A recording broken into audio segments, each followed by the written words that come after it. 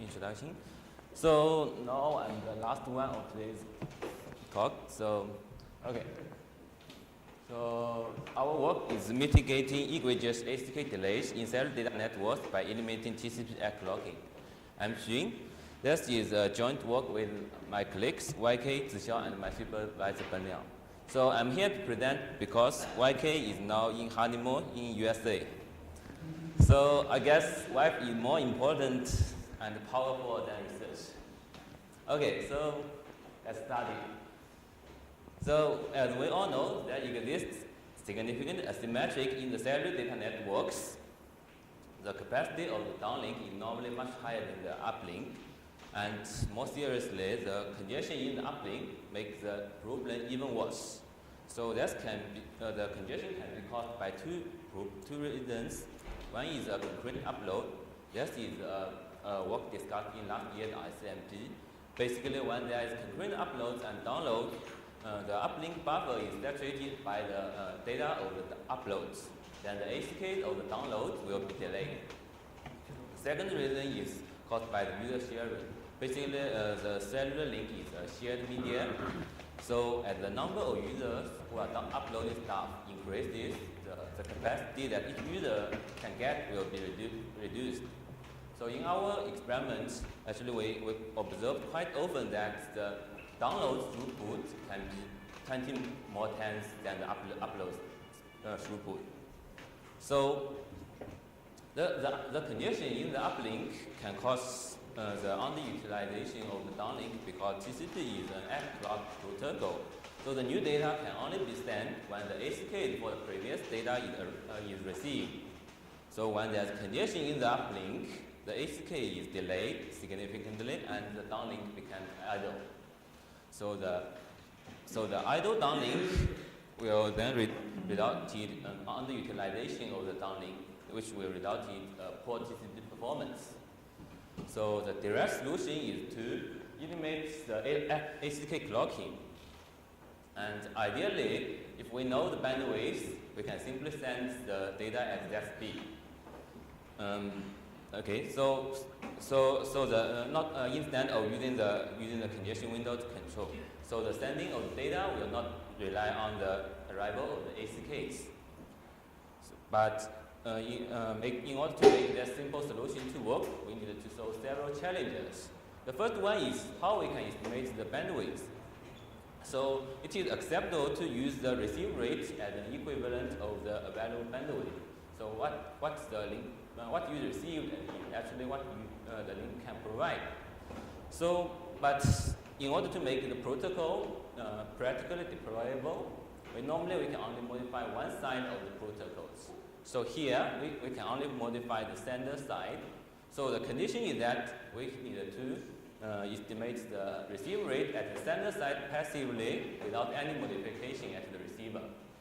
So our solution to this is to use TCP timestamp, which is enabled defaultly by Android and iPhones.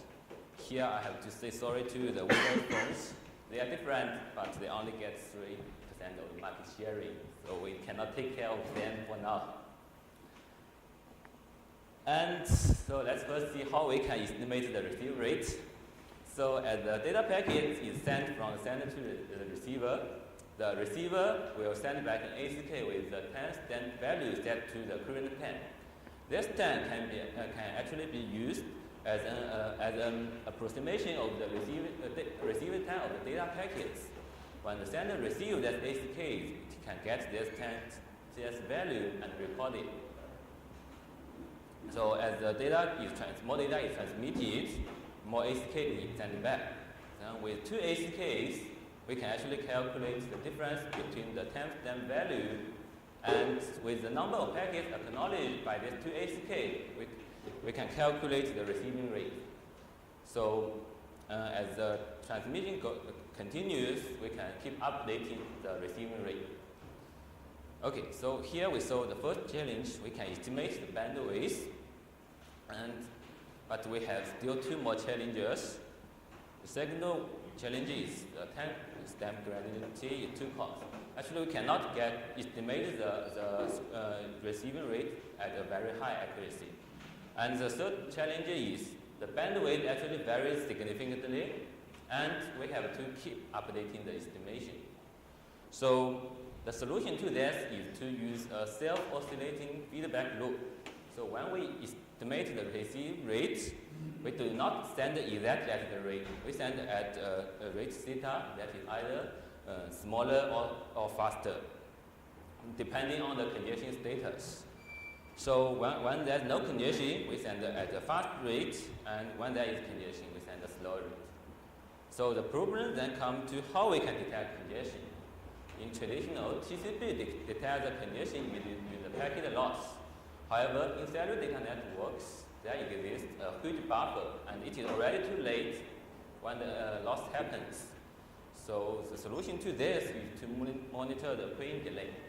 So basically, if there are no packets in the buffer, your queuing delay will be 0. And if there's some packets in the buffer, your queuing delay will be larger than 0. So this can be used as indicating of the congestion. So way to calculate the queuing delay is also use timestamp. So we can calculate the relative difference between the sender and the receiver. So here we see how we can calculate it. So assume there's already some data packet in the buffer of cellular link. When a new packet arrives, it will queue at the end of the buffer. So as the data is transmitted, this packet will go to the front of the buffer after a queuing delay of T-buff. Then this packet will be sent to the receiver, and an ACK for this packet is sent back. So when the sender gets this ACK, it can calculate the relative difference between these two values. And with the minimum value of the historical observation of the relative delay, we can get the minimum delay of RD mean. So with these two values, we can actually calculate the queuing delay T-bar as RD minus RD mean. So with this value, we can compare. We can tell whether the congestion happens by comparing to the threshold T. Okay, so.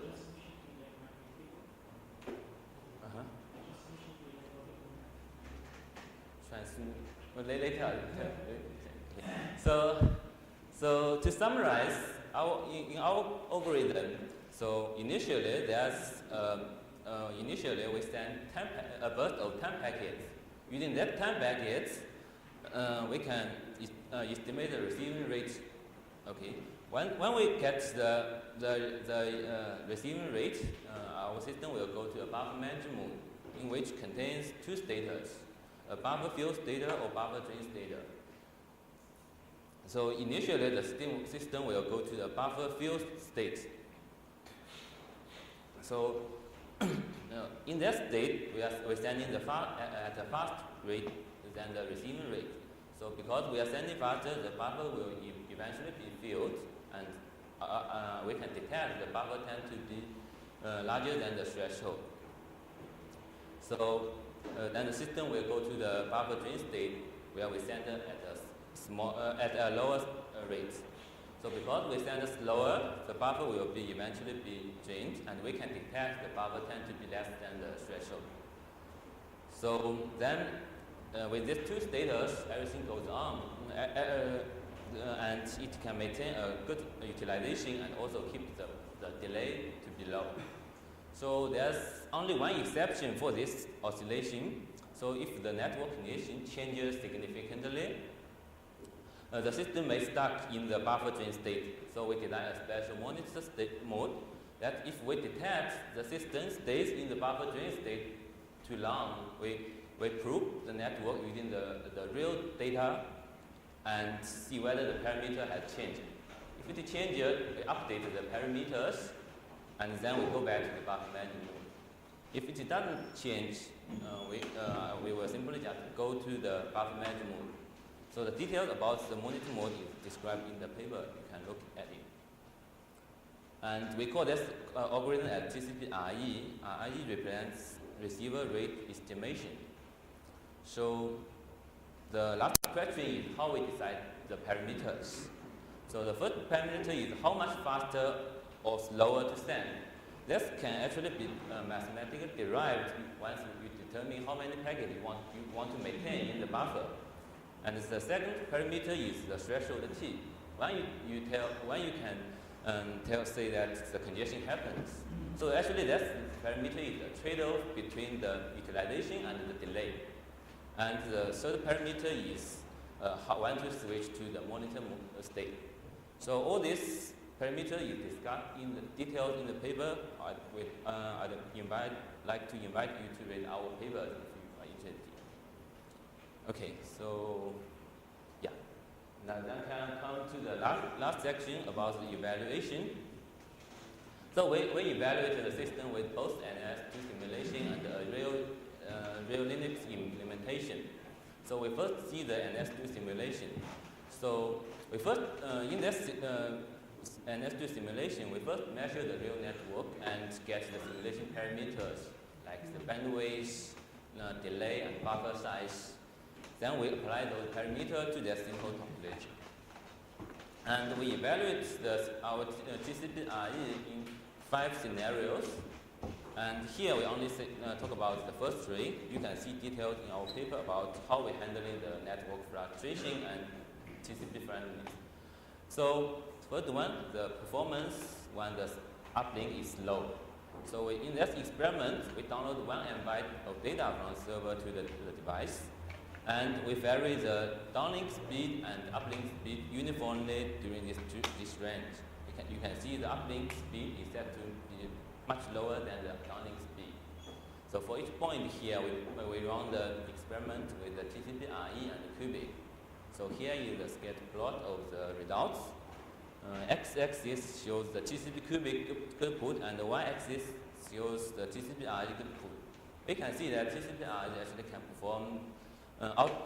perform much better than the TCP cubic.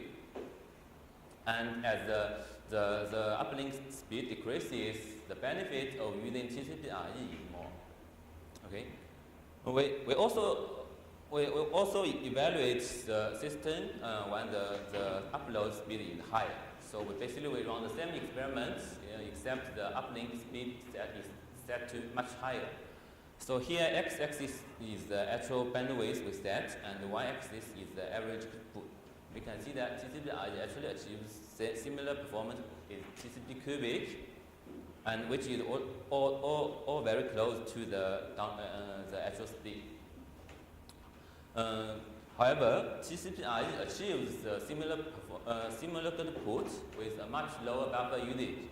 Here we can see the example. We first show the TCP cubic output and the buffer usage. So you can see that the TCP cubic buffer usage is actually very high, and at this point, packet loss happens because of buffer overflow. Then the output only resumes after the packet is retransmitted. But if we use the TCP/RE, we can keep the buffer to be very low, and we achieve the same stable state throughput. And because we never saturated the buffer fully, so the packet loss also doesn't happen here. So the third one, let's see our download performance when there's concurrent upload. So we download 1 MB of data when there's concurrent upload. So similar, we vary the downlink speed and the uplink speed uniformly during this range. And for each point, we run the TCP cubic and the TCP/RE. So here is the cumulative distribution of the results. So we can see that TCP/RE outperforms cubic significantly, and the median ratio is around 2.5. So, okay, the last one, our evaluation in Linux. So, we implement TCP/RE in our Linux server and running the evaluation by a set of experiments. So we first download 1 MB with cubic, and then TCP/RE, then download 1 MB with cubic when there's concurrent upload, and then with TCP/RE when there's concurrent upload. So because in the real environment we cannot configure the parameters, we simply run the evaluation at several places with different ISPs.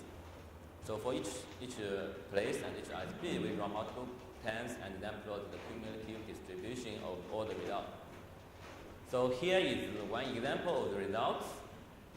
The first line we show the cubic performance when there's upload. So if we replace the cubic with TCP/RE, we can improve the performance by around 50%, which is quite close to run cubic alone. So if we run in TCP/RE alone, we can further improve the performance by around 25%. That is just a simple, that is just one example. You can see other two examples in our paper. Basically, mostly it's similar. So, okay, in conclude, in that paper, we investigated the problem of congested uplink. So the congested uplink will cause significant delay in the ACKs, and the delayed ACK will then result in a poor download performance. As a solution, we proposed TCP/RE, which eliminated the TCP ACK blocking, and we use rate control with the feedback loop. So in our algorithm, we use TCP timestamp to estimate the receive rate and declare the congestion. So in our evaluation, we show that we can improve the TCP when uplink is lower or congested, and we can keep the delay low and maintain the fairness. So that's all of it. Thank you.